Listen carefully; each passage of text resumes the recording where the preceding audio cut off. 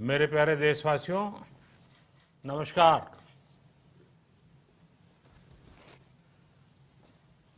Corona वैश्विक महामारी के खिलाफ लड़ते लड़ते अब हम अनलॉक 2 में प्रवेश कर रहे हैं और हम उस मौसम में भी प्रवेश कर रहे हैं जहां सर्दी, जुकाम, खांसी, बुखार ये सारे न जाने क्या क्या होता है, ये मामले बढ़ जाते हैं। ऐसे में मेरी आप सभी देशवासियों से प्रार्थना है कि ऐसे समय अपना ध्यान रखिए। साथियों, ये बात सही है कि अगर कोरोना से होने वाली मृत्यु दर को देखें तो दुनिया के अनेक देशों की तुलना में भारत संभली हुई स्थिति में है। समय पर किए गए लॉकडाउन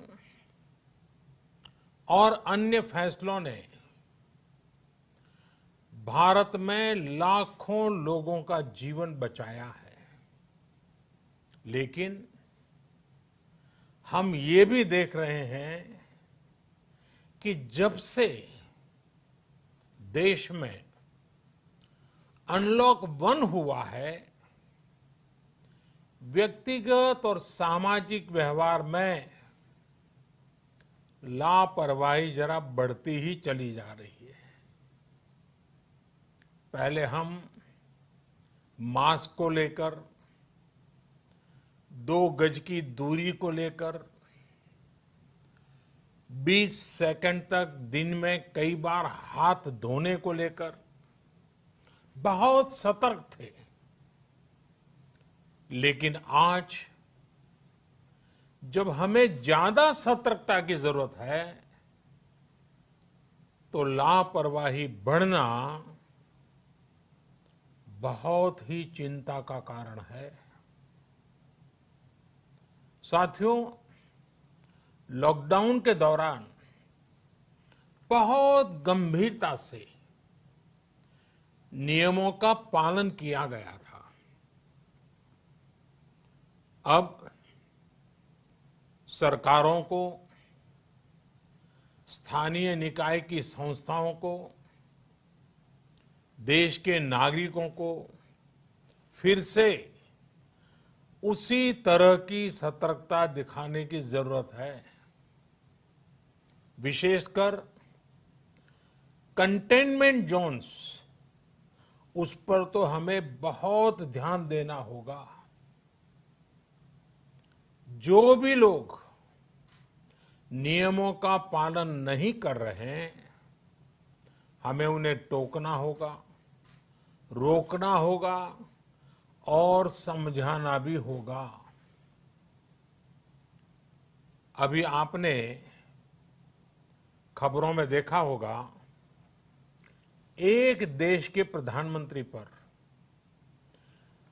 13,000 रुपये का जुर्माना इसलिए लग गया क्योंकि वो सार्वजनिक स्थल पर मास्क पहने बिना गए थे। भारत में भी स्थानीय प्रशासन को इसी चुस्ती से काम करना चाहिए। ये 130 करोड़ देशवासियों के जीवन की रक्षा करने का अभियान है। भारत में गांव का प्रधान हो या देश का प्रधानमंत्री, कोई भी नियमों से ऊपर नहीं है।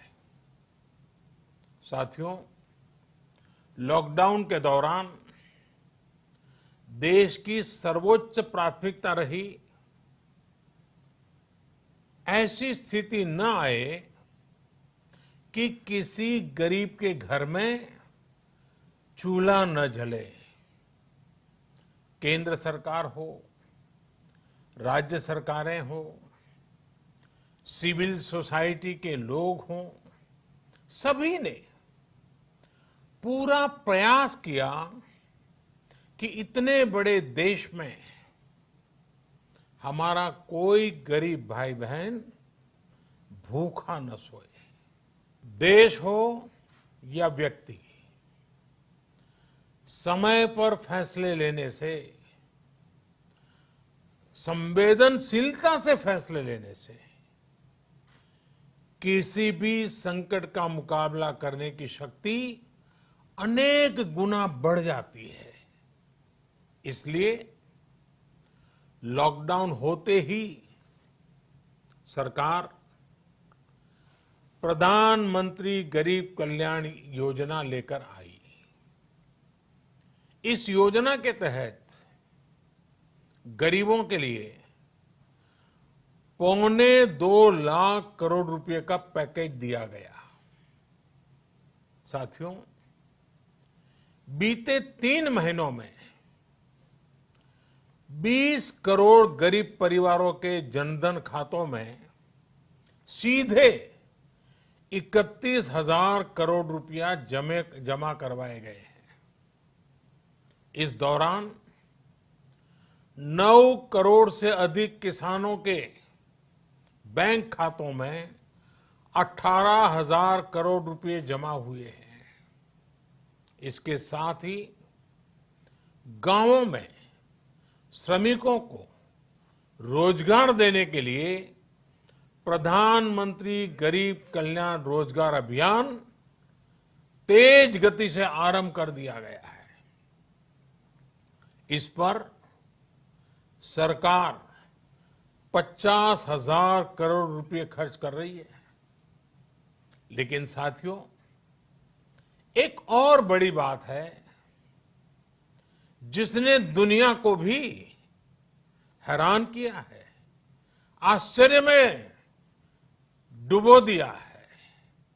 वो ये कि कोरोना से लड़ते हुए भारत में 80 करोड़ से ज्यादा लोगों को 3 महीने का राशन, यानी परिवार के हर सदस्य को 5 किलो गेहूं या चावल मुफ्त दिया गया। इसके अतिरिक्त प्रति परिवार हर महीने 1 किलो दाल भी मुफ्त दी गई। यानी एक तरह से देखें तो अमेरिका की कुल जनसंख्या से 2.5 गुना अधिक लोगों को,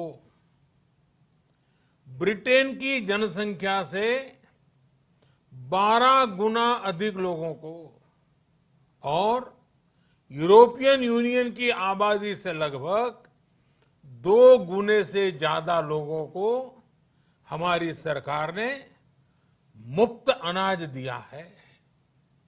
साथियों, आज मैं इसी से जुड़ी एक महत्वपूर्ण घोषणा करने जा रहा हूं।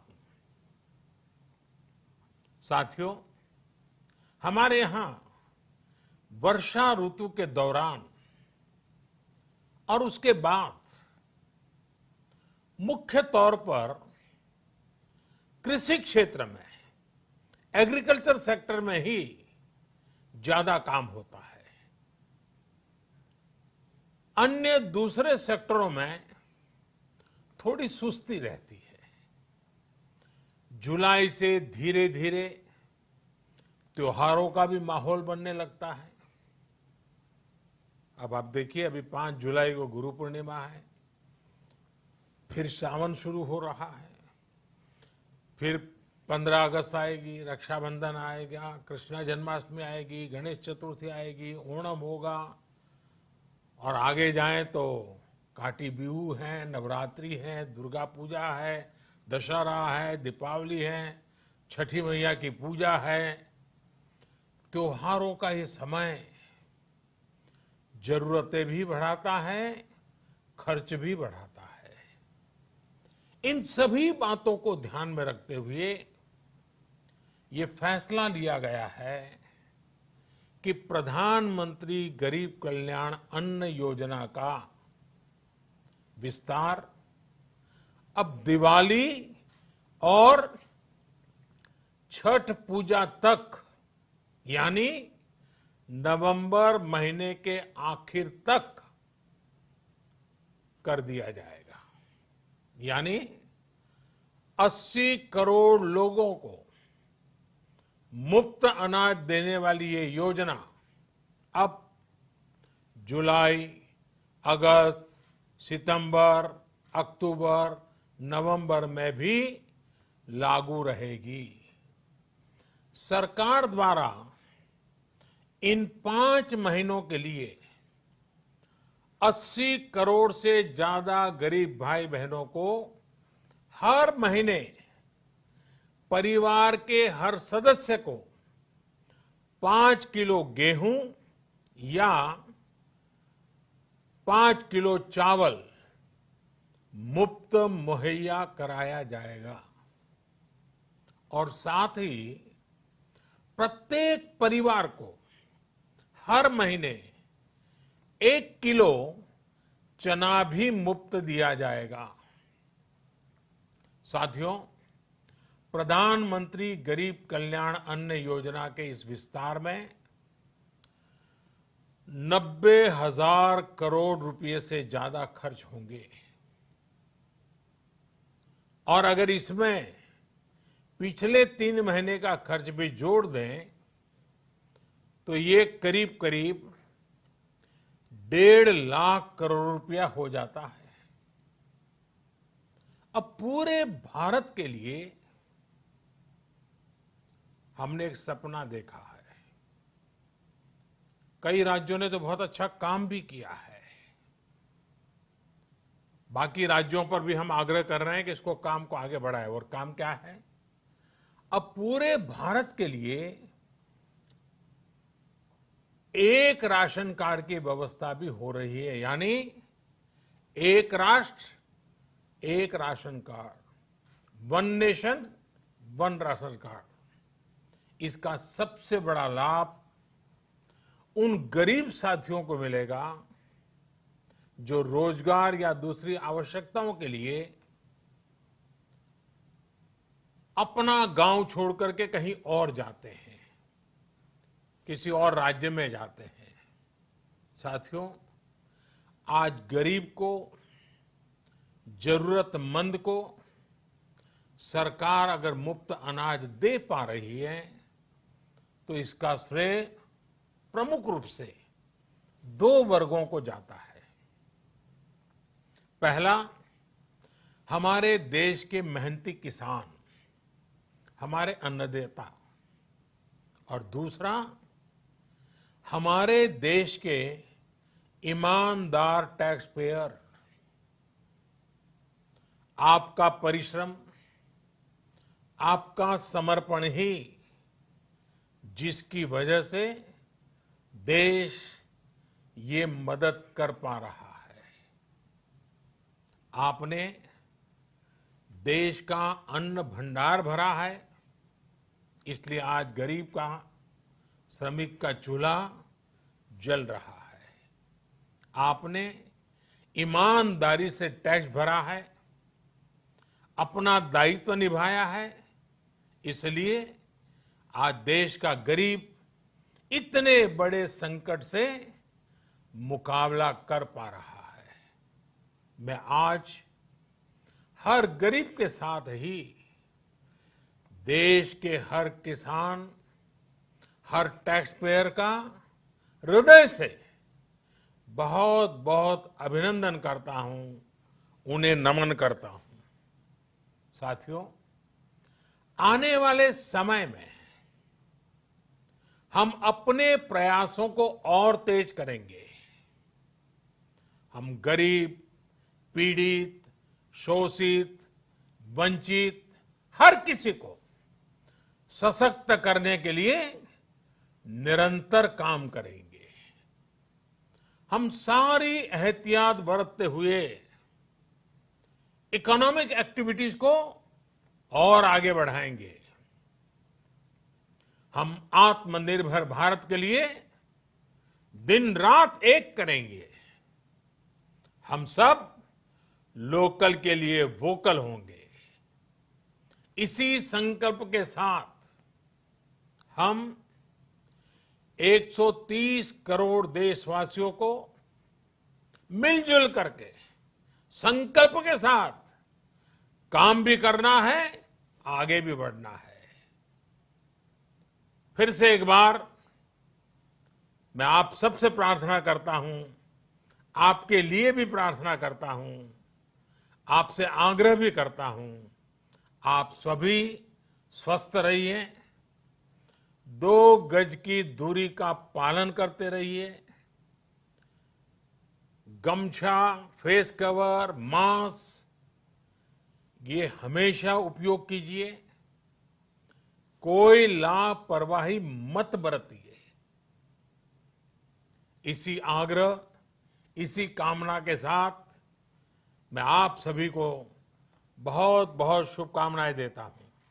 धन्यवाद।